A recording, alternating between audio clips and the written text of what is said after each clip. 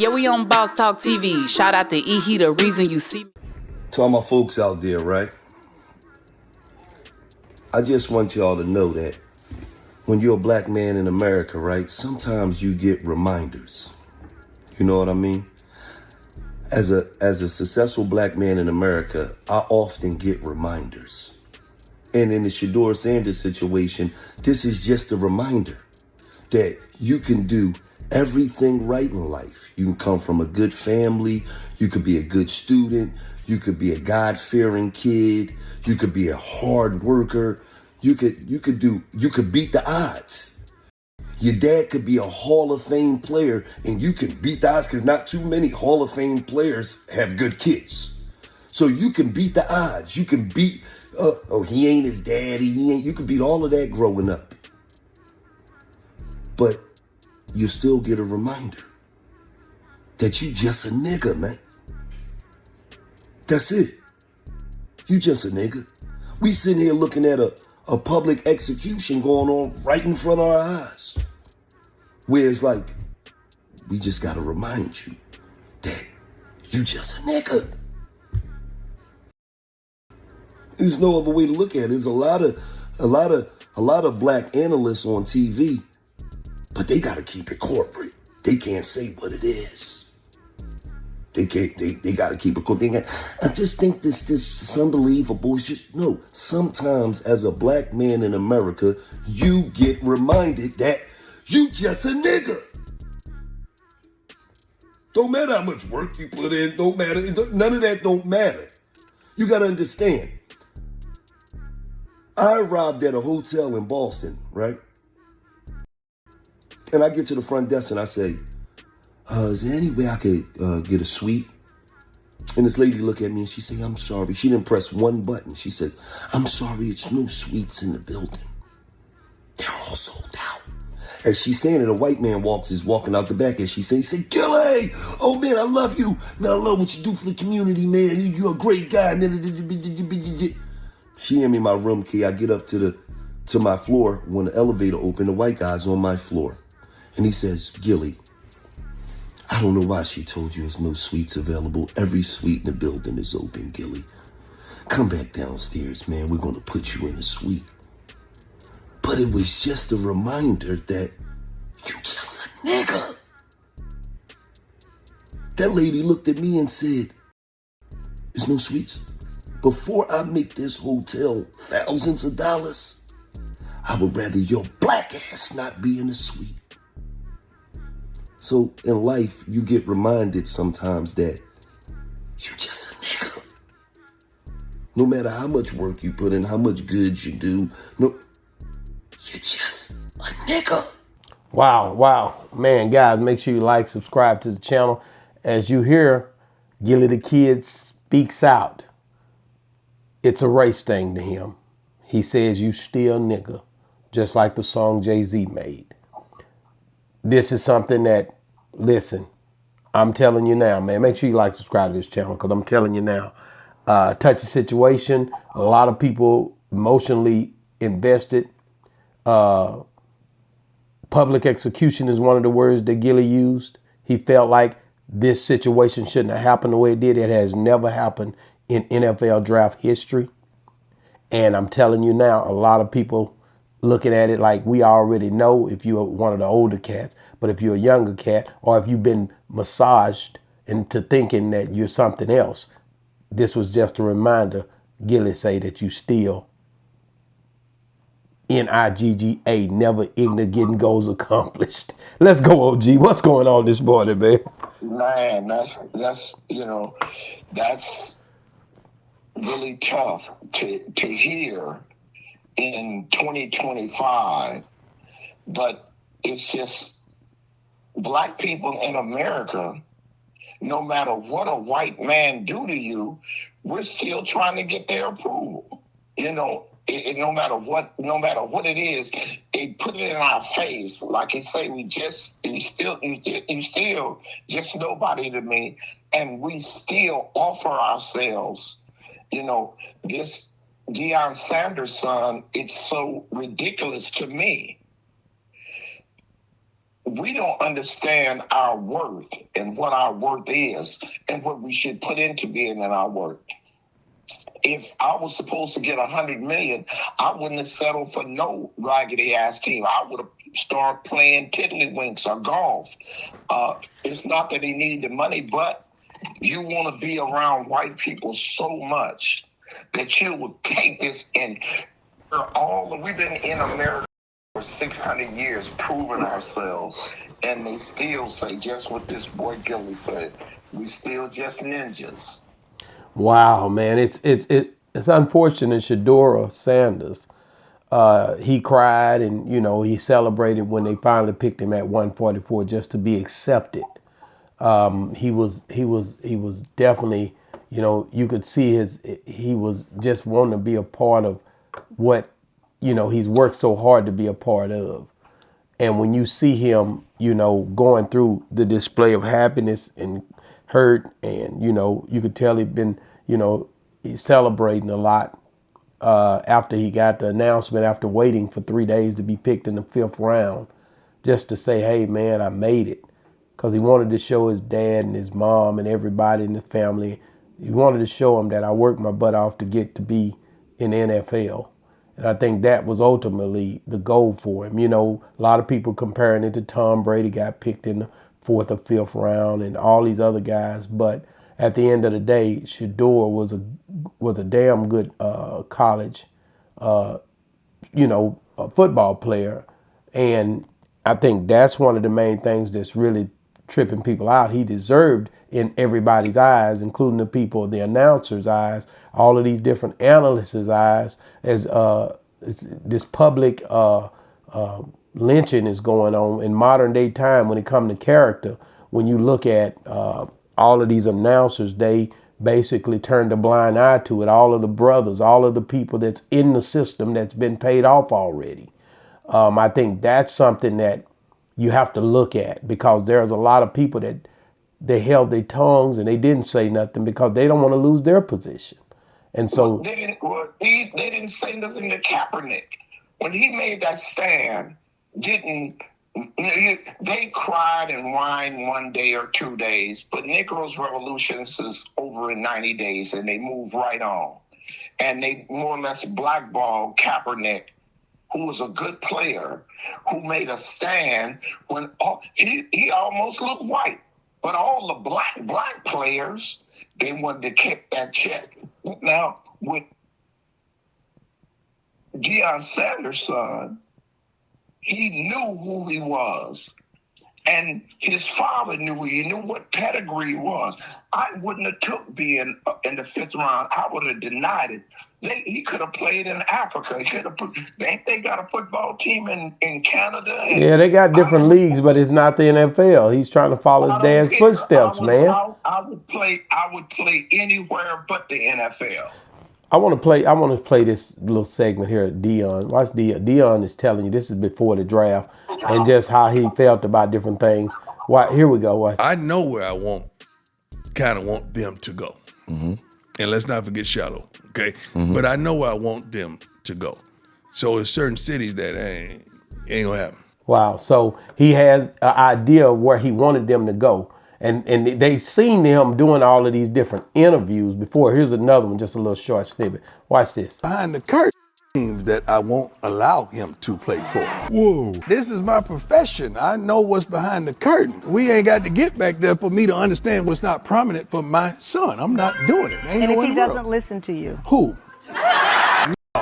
You must mean owners, like not my son. Have you told him privately who you would like for him to play for? It's not like who I would like for him to play for. It's a couple teams that I won't allow him to play for. Whoa. Wow. And I think they seen all this. And then he tweeted early on that I don't think he wanted him to go to the Browns. That was not a choice that he was interested in him going to. You should stand behind your principle. If I have an idea where my son is going, that's just like you going to the Cadillac dealer to buy a Cadillac Escalade, and you got the money for the Cadillac Escalade, and you're qualify for a Cadillac Escalade, and white America tell you, well, no, we're going to give you a Ford Bronco. Would you take it? No, you won't take it. So if my children are worth who I said they're worth, I would rather not have them in anything at all. That's my revolution. So you rather not play the game at all, is what you're saying. Not gonna play it. I'm not gonna play it. Man, that's just like, man, bruh, no. There's no way in the world. Negroes, we don't want to be free. We just want white people to like us, bruh. But when you look at, go ahead. I'm sorry. No, it's just like, man, and we've seen that over and over and over again. And black people as a whole, we accept it. I'm not into sports at all. No, and I'm not either. I believe I'm not definitely. I played sports, and I definitely I've watched it over the years. In my latter years, I just kind of pushed back from it because of the way that it is. Being my eyes open, I didn't know no better when I was doing it when I was young. When I seen what it really was, I understood better. So the old saying goes, if you knew better, you do better.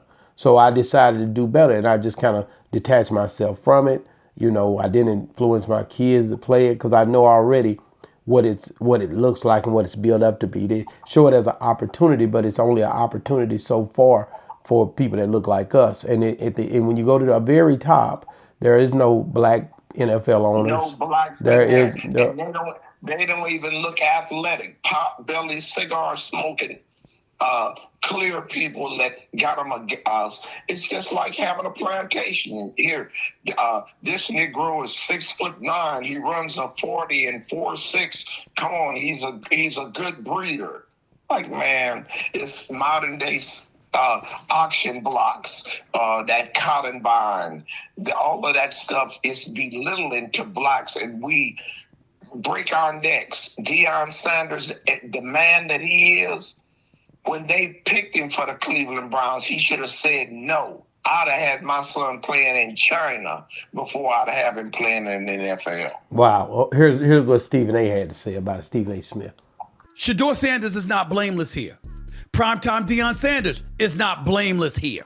I'm going to say what I have to say, knowing that both of them have their hands at least a little bit dirty in all of this. But if you're the National Football League, clearly it's not about talent anymore. It's about something else. And I'm going to tell you, I spent a large amount of the last 24 hours thinking about nothing more than I was thinking about collusion. Because how in the hell does 32 teams in the National Football League pass on a quarterback that was universally recognized one of the top 3 quarterbacks in the country entering this draft, and 32 teams passed on him, not once, not twice, not 3 times, but 4 different times they passed on him? How the hell does that happen? 4 rounds. It doesn't happen to a quarterback. We've never seen anything like this before. We've seen guys drop because of injuries. We've seen guys drop because of off-field issues, but we've never seen a quarterback projected to be a top 20 pick, universally recognized one of the top 3 quarterbacks in the draft, projected to be a first rounder, in all likelihood a safe bet of a late first rounder, and drop literally to the 5th round. We haven't seen anything like that. And when you're talking about the owners, I'm going to keep in mind, and I tweeted about this, seems very Kaepernick-like, as in Colin Kaepernick. Wow, seems very Kaepernick-like. So Stephen A. Smith is pretty much, he's saying he never seen nothing like this. He pretty much saying the same thing. This shouldn't have happened. How does this happen in modern day times? But I got Melvin Farmer said something one time, some stuff was going on in Houston where a Crip had got beat up, and he was pretty much got kicked all in the stomach, and he was a well-known person. But I asked him about it, and the first thing Melvin said, which made so much sense to me, what you gonna do about it? What you gonna do about it? What you gonna do about it? That's what he questioned. Yeah. And that's the question. Point. That's the solution. That's the solution. What are you gonna do about it? And I go back to my point. Deion Sanders being who he is, I would have never tolerated for my son would have been a brain surgeon or so cards in a store before I would allow him to play beneath himself. Yeah, yeah. Well, I think they're looking at it as if at the end of the tunnel, he comes out a shining star because they picked him so low is what they're looking at. They picked him low, and in history, he'll go down as being picked low. But in history, if he plays well, he could go down as being one of the greatest. If he plays well. Now he got to go up against the situation and the system that he's built up around. If they get together and the Cleveland Browns down him and he gets a quarterback and some linebacker comes in and break every bone in his body, he'll be out of the NFL, period. Wow. If it's a target on him, he may get hurt real bad. Wow. Wow. Man, and you're right. We just don't know what happens when you start to deal with compromising your strategy and integrity. We know what happens when you got a system that will kill you for less than principle in the sports field. You know, it used to be back in the day that who was famous for was the Oakland Raiders. Right? And if they would break a they call them Otis Sistrom, the Big Four of the Oakland Raiders back in the 70s, right? Right. And they would get a bonus if they would break up the quarterback. And when they find out. So they was targeted. So that's when the thing, you know, roughing the quarterback started. But they used to get paid to take out the quarterback, right? Mm-hmm. So that system ain't stopped. I mean, if they want you, they'll get you. You know what I'm saying? Yeah, and I go ahead. Yeah, so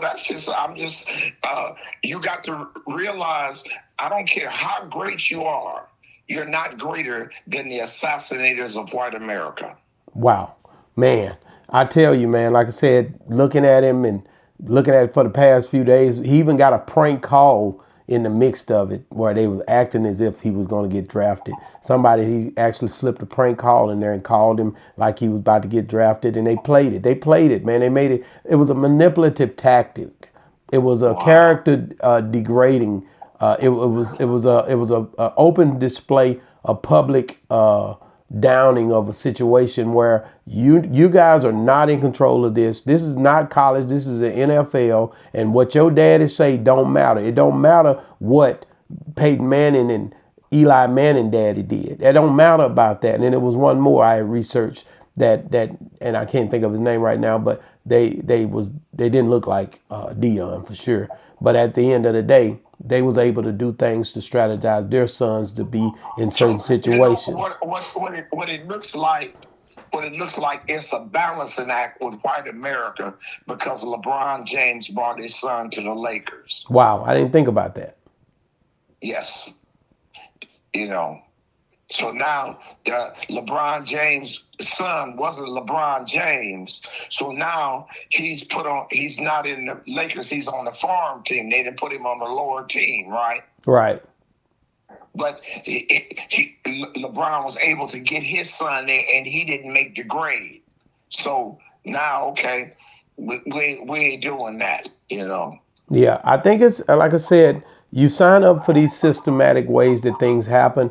And once you sign up for it, then you got to abide by what you signed up for unless you want to breach your contract.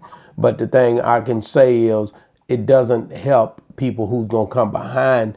Let's talk about that for a second, OG. The kids who come behind Shador or behind Shiloh that might be the son or of a brother or sister that look like us, that's high figures in the NFL or in the NBA or WNBA, and they have to try to push their kids up. What does this say to them? Man, as all the time as black people, we send the wrong message, sucking up to white America. With all the millionaires, with all the stuff that we have going for us, in the 20s and 30s, we had black football teams and black baseball teams. So why are you still scared to be black? Wow. Get your own team. Wow. So we White people won't come. so guys, get in the comments. Let us know. This is a very touchy situation. Do you agree with Gillie? Do you agree with what happened with Shador, Shiloh, the Sanders family over this NFL draft? Gillie pulled out the race card. Gillie put race into it. Do you guys feel like this is a race situation, or do you feel like this is a grace situation? What do you feel like is happening here? Boss Talk 101 reviews. Yeah, we on Boss Talk TV. Shout out to E. He the reason you see me.